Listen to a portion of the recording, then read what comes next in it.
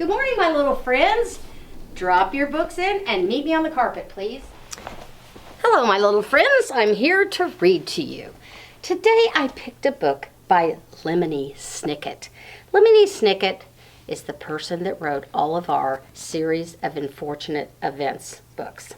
And this one is written by Lemony, but it's illustrated by John Klassen. It's called The Dark. Millie, boring end pages. I'm sorry. The Dark by Lemony Snicket, illustrated by John Klassen. Laszlo was afraid of the dark. The dark lived in the same house as Laszlo, a big place with a creaky roof, smooth, cold windows, and several sets of stairs. Sometimes the dark hid in the closet. Sometimes it sat behind the shower curtain. But mostly it spent its time in the basement.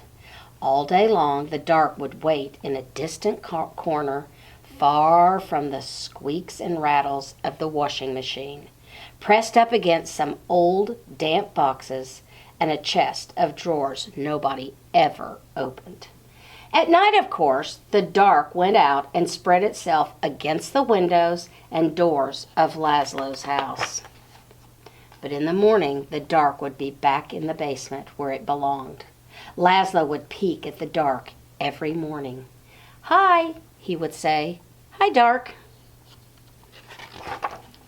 Laszlo thought that if he visited the dark in the dark's room, maybe the dark wouldn't come visit him in his room.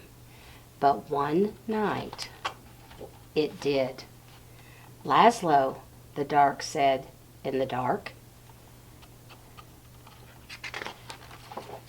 The voice of the dark was as creaky as the roof of the house and as smooth and cold as the windows. And even though the dark was right next to Laszlo, the voice seemed very far away. "What do you want?" asked Laszlo. "I want to show you something," said the dark. "In here?" "No," said the dark. "No, no," said the dark. "Downstairs." "Downstairs?" "Yes," said the dark. Think about how you'd be feeling right now. Remember how we talk about that? Maybe scared, maybe anxious. Let's see what happens. In Laszlo's living room was the biggest window in the house. Laszlo looked out at all the dark outside. Above him, the roof creaked, and he closed his eyes. Now the dark was all Laszlo could see. "No, no," said the dark again. "Not there. Down here." "In the basement?" asked Laszlo. "Yes," said the dark. Laszlo had never dared come to the dark's room at night. "Come closer," said the dark.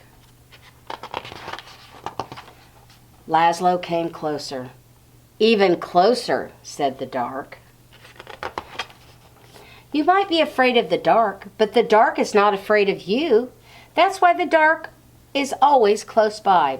The dark peeks around the corner and waits behind the door, and you can see the dark up in the sky almost every night, gazing down at you as you gaze up at the stars. Without a creaky roof, the rain would fall on your head, and without a smooth, cold window, you could never see outside. And without a set of stairs, you could never go into the basement where the dark spends its time. Without a closet, you would have nowhere to put your shoes. And without a shower curtain, you would splash water all over the bathroom. And without the dark, everything would be light, and you would never know if you needed a light bulb." "Bottom drawer," said the dark. "What?" "Bottom drawer," said the dark. "Open the bottom drawer." "Thank you," said Laszlo. "You're welcome," said the dark. "Look at all the lights in that drawer." By the time Laszlo got back into bed, the dark was no longer in his room, except when he closed his eyes to go to sleep. The next morning, Laszlo visited the dark in the basement. "Hi," he said. "Hi, dark." The dark didn't answer, but the bottom drawer was still open, so it looked like something in the corner was smiling. See this, like a little smiling face? The dark kept on living with Laszlo, but it never bothered him again. The end. On this book, let's think about, would you go to the dark or would you be too afraid? You might want to write a little story about what you would do if you were with the dark. Have a good day.